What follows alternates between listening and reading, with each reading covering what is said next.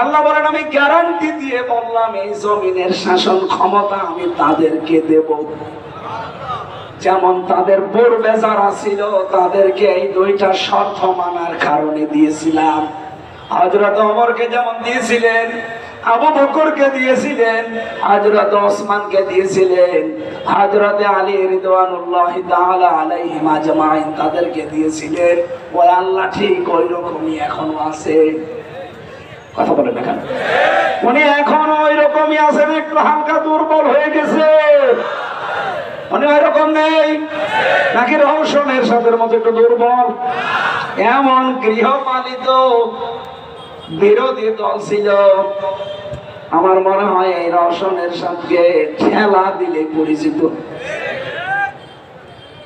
আমি যেটা এখান থেকে আপনাদের বোঝাতে চাই, আমাদের পূর্বপুরুষ যারা, তাদেরকে যদি আল্লাহ দুইটা শর্ত মানার কারণে জমিনে শাসন ক্ষমতা দেয়, মাস্ট বি আমাদেরকে এই দুইটা ওয়াদা যদি আমরা পূরণ করতে পারি, শর্ত যদি মেনে নিতে পারি, আল্লাহর প্রথম ওয়াদা আল্লাহ পূরণ করবে।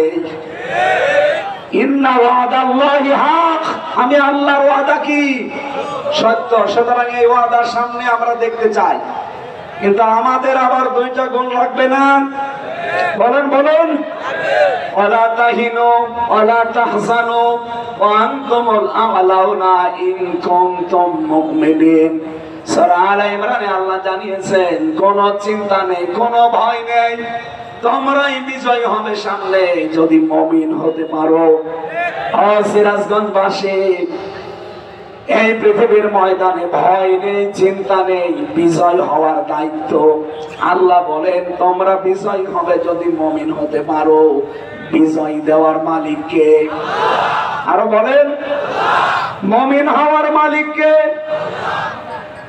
অবশ্যই আল্লাহ। আল্লাহ মুমিন হবে? আল্লাহ তো মুমিন আছে। আল্লাহর নাম কি? মুমিন। আল্লাহর নাম কি? আর আমরা কি? আব্দুল মুমিন। আমরা কি? সুতরাং বিজয়ী হব আমরা মাস্ট বি। শর্ত আল্লাহ দিয়েছেন ইন কুনতুম মুমিনিন। ইনে শর্তিয়া যদি আমরা মুমিন হতে পারি, তাহলে আজকে থেকে আমাদের চেষ্টায় থাকবে এটা, আল্লাহর এই ওয়াদা 500 আমরা অন্তত প্রথম ওয়াদা, উনি যেহেতু নায়াস্তাখলিফান্নাহুম ফিল আরদ, তোমাদেরকে অবশ্যই আমি জমিনের শাসন ক্ষমতা দেব, এ ওয়াদা করলেন কে? আরো জোরে বলেন কে? এ ওয়াদা আমরা সামনে দেখতে চাই না? শর্ত কয়টা?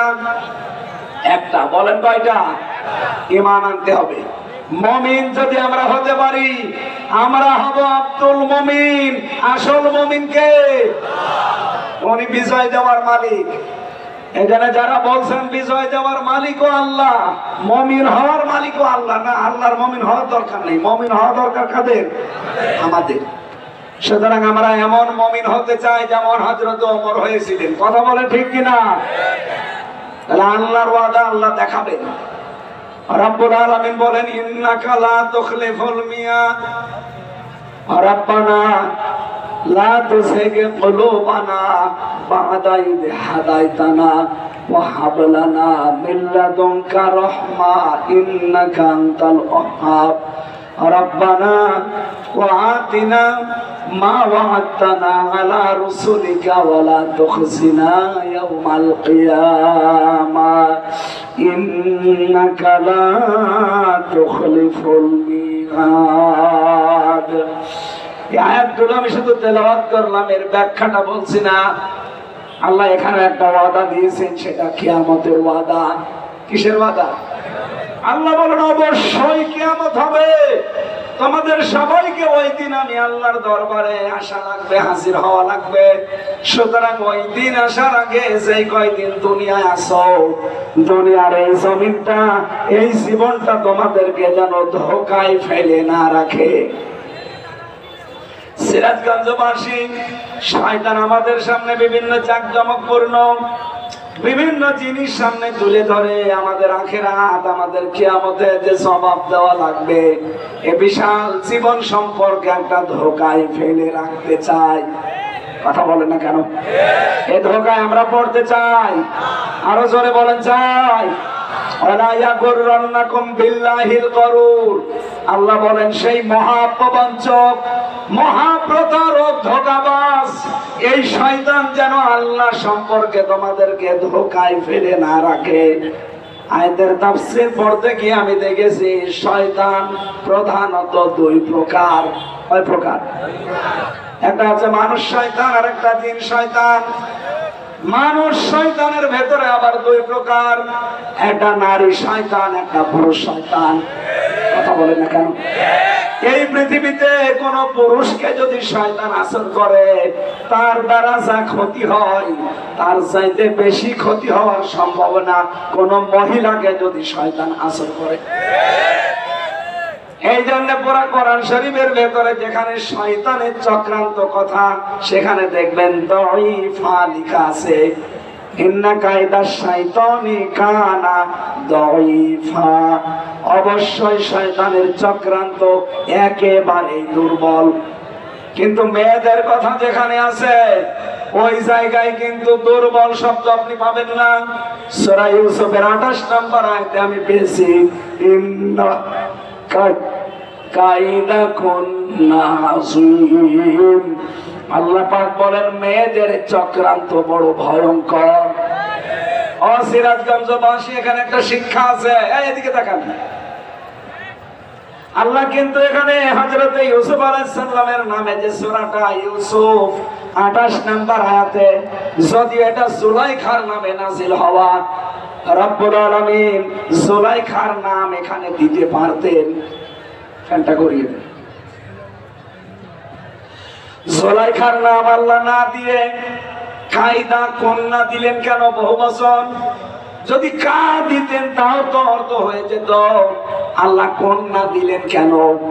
দুইটা তাফসীর আছে এখানে, এদিকে তাকান।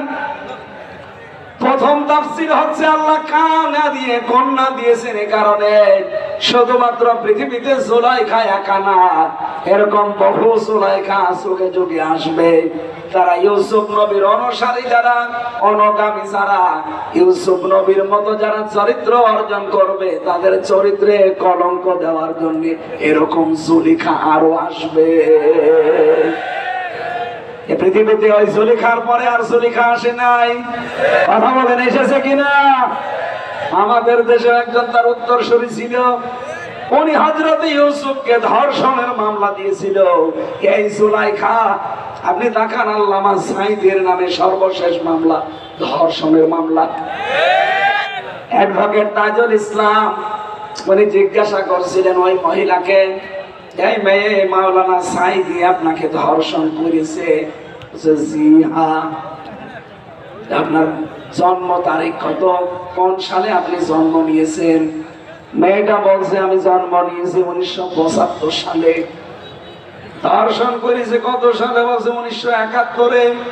অ্যাডভোকেট তাজুল ইসলাম ওই দিনই বলেছিলেন মাননীয় আদালত এই পয়েন্টটা লিখে রাখেন, জন্ম 75-এ, ধর্ষিত হয়েছে 71-এ, এটা কি রুহের জগতে? ওই দিন মামলা ডিসমিস হয়ে যাওয়ার কথা না? বলেন বলেন। কিন্তু পুরাটা তো সাজানো, ট্রাইব্যুনালও সাজানো, বিচারপতি সাজানো, আসামিগুলো সাজানো, সাক্ষীগুলো সাজানো। ওইগুলো তো আসামি হওয়ার কথা না, ধরে ধরে সাজিয়ে আসামি বানিয়ে দিয়েছে। রায় দিচ্ছে, রায়ও সাজানো। এই কথা বলেন না কেন? সুতরাং সবই যখন সাজানো, আর এই ট্রাইব্যুনালে এটিএম আজহারুল ইসলামের নামে যে ফাঁসির রায়, যারা সাক্ষী, এই যে আজকে বেরিয়েছে রিপোর্ট, অনেক আগে বেরিয়েছিল, আজকে আমি দেখলাম 3 জন সাক্ষীর উপরে ভিত্তি করে তারে ফাঁসির রায় দিয়েছে। একজন সাক্ষী দেখেছে 6 মাইল দূর থেকে, আর একজন দেখেছে 3 মাইল দূর থেকে, আর একজন দেখেছে 1.5 মাইল দূর থেকে। এই হচ্ছে সাক্ষী। ওই 75-এ জন্ম, 71-এ ধর্ষিত, ওই রকম হয়েছে। এই কথা বলেন না কেন? সুতরাং আমরা চাই এগুলো সব যেহেতু বানোয়াট। আর আজহারুল ইসলাম তিনি বিপ্লবের সৈনিক ছিলেন, বিপ্লবের মাধ্যমে যেহেতু সরকার, আর বিপ্লবের অগ্রনায়ককে আপনি এখনো পর্যন্ত জেলে রাখবেন কোন কারণে? আমরা চাই আগামীকাল আমরা তার মুক্তি চাই এবং মুক্তি দিতে হবে। অনেকে মনে মনে করছে, এমনকি কথা অনেকে বলছে এটা ওদের মুখের কথা, এরকম বলে থাকে না। এদেশে একামতে দিনের দায়িত্বে যারা আছে, আল্লাহর কসমে কোরআন আমি মাথায় নিয়ে বলতে পারি, মন থেকে, সব না, কিছু মুনাফিক আছে, মন থেকে যারা একামতে দিনের দায়িত্ব পালন করে, তারা যদি একবার মুখ দিয়ে কিছু বলে না, ওটা কিন্তু তাদের মুখের কথা না, ওটা মনের কথা। আর একবার যেহেতু বের হয়েছে, এটা আমিরে জামাতের মুখ দিয়ে, এটা বাস্তবায়ন কালকে হওয়াই লাগবে, নয়তো কি হবে আমরা জানি না। কথা বলেন না কেন? অনেকে যা মুখ দিয়ে বলে ওটা ওনার মুখের কথা না, ওটা মনের কথা। সুতরাং সেলিমউদ্দিন ভাই মুখ দিয়ে বলেছে, অনেকে বলছে এরকম বলেই থাকে। কিসের বলে থাকে আপনি কালকে দেখতে পাবেন। খালি আমরা বলি না, মুখ দিয়ে যেটা বলি ওইটা আমার মুখে এবং মনে এক কথা। আমরা চাই এই অগ্রদূত এই সৈনিকটাকে আর যেন জেলখানায় পৌঁছতে না দেওয়া হয়। হিংসার বশবর্তী হয়ে এই মহিলা ওনার জীবনটা নষ্ট করে দিয়েছে। আমরা চাই শেষ জীবনে কিছুদিন মুক্ত বাতাসে আল্লাহর এই পৃথিবীটা দেখে যান। কয়দিন পর তো এমনি আল্লাহর কাছে চলে যাবে, কথা বলেন না কেন? সুতরাং এই জুলাইখার অনুসারী যারা, তাদের চক্রান্ত কিন্তু ছোটখাটো না, ভয়ঙ্কর। ওরা এখনো পর্যন্ত চক্রান্ত ওই দাদাদের পাশে বসে বসে চালাচ্ছে। যদিও একটা চক্রান্ত এখনো হালে পানি নেয়নি, আর সামনে কোন চক্রান্ত এদেশে বাস্তবায়ন হবেও না ইনশাআল্লাহ। যা বললাম দেখেন, দুইটা বললাম, অনেকে সাক্ষী দিয়েছে, ধর্ষিতা হয়েছে, আর এর তিনটা সাক্ষী। পোড়াটা যে সব বানোয়াট, সাজানো, মিথ্যা। একটু যাদের মাথায় মগজ আছে, চিন্তা করলে আপনি বুঝে ফেলবেন। সুতরাং এই নিরপরাধ মানুষটার পক্ষে কিন্তু দাঁড়ানো ইমানের এখন দাবি আমাদের। যদি রাজনীতি মনে করে চলে যান, আপনার উপরে আল্লাহ খুশি হবে না।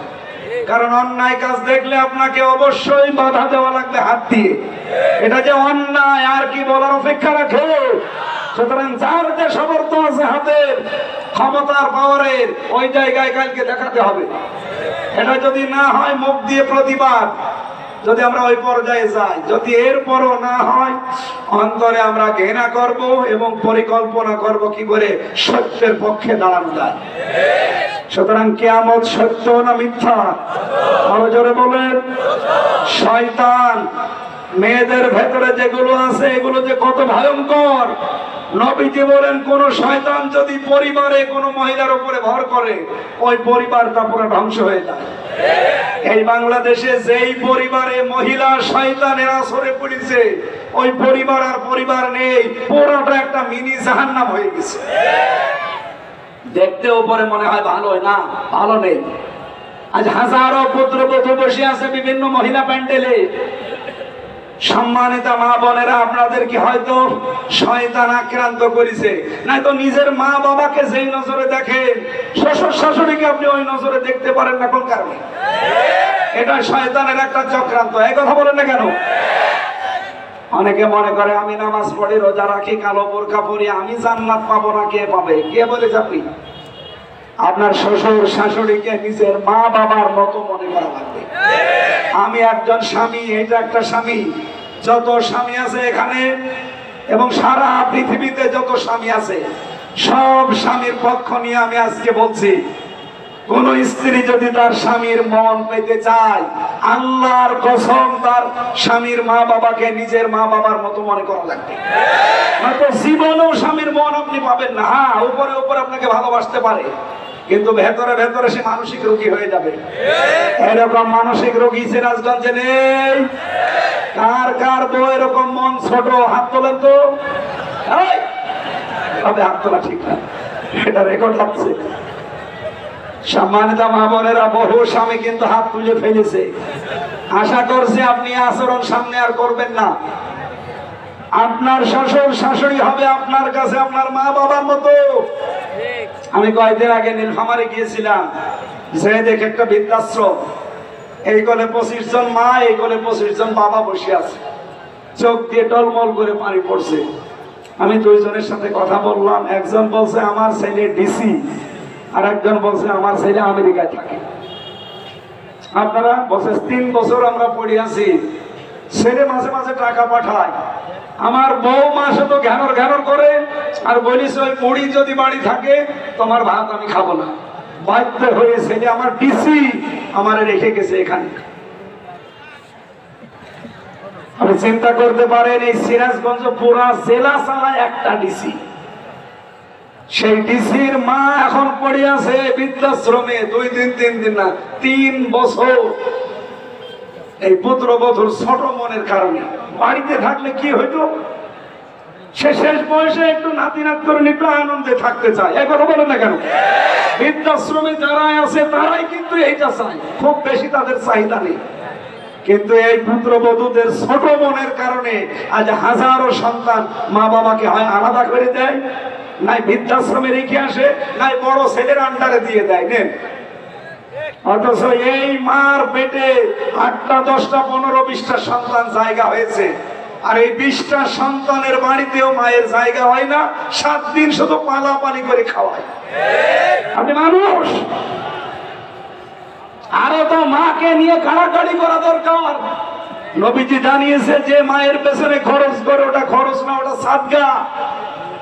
কোন বউ যদি চায় যে আমার স্বামী আরো বেশি দিন বেঁচে থাক, আমার স্বামীর সম্মান মর্যাদা টাকা পয়সা আরো বেশি দিন বেড়ে যাক, সেই বউ যেন স্বামীকে বলে স্বামী তুমি যাই করো রক্তের সম্পর্কগুলো ঠিক রাখো। একটা মানুষের সাথে সবচাইতে বেশি রক্তের সম্পর্ক তার মা বাবা, আর সেই মা বাবাকে আপনি দেখতে পারেন না। সম্মানিত পুত্রবধূ যারা আছেন, সম্মানিত মা এবং বোনেরা, হয়তো মন খারাপ হচ্ছে যে হুজুর যেন জীবন আর এলাকায় না আসে, আমার আর আসার দরকার নেই, কিন্তু আপনি নিজেকে সংশোধন করেন। সত্যি কথা বলছি, আপনি স্বামীর মন জীবনেও পাবেন না। হ্যাঁ, উপরে উপরে সংসার করার জন্য ছেলে মেয়ে হয়ে গেছে, এখন মন থেকে কি করা যাবে একটু মেনে নেয়, কিন্তু মা বাবাকে যে কষ্ট আপনি দিচ্ছেন, অনেক মা বাবা এরকম আছে, এটা মা বাবা না, এটা ডাইনি। নিজের মেয়ে দোষ করলে মাফ করে দেয়, কাজ না জানলে কাজ শিখিয়ে দেয়, আর অন্যের একটা মেয়ে এসেছে কিছু হলে আগে ছেলের কানে কানে তুলে দেয়। এইরকম ডাইনি মা দেশে নেই? এই মহিলা ব্যান্ডের এরকম ডাইনি মহিলা কারা আছেন হাত তোলেন তো। তুলেছে, হাত তুলেছে না? শাশুড়ি যারা বসে আছেন শুধু নামাজ পড়ে রোজা রেখে কালো বোরকা পরে জান্নাত যেতে পারবেন না। মাস্ট বি আপনাকে ওই মেয়েটাকে নিজের মেয়ের মতো মনে করা লাগবে। আমরা তো চাই পরিবারটা একটা মিনি জান্নাত হয়ে যাক, এই কথা বলেন না কেন?